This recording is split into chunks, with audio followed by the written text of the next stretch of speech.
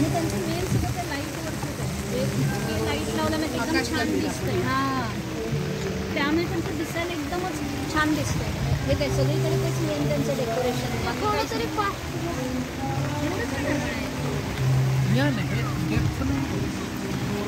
हे कोणतं फास्ट घ्या.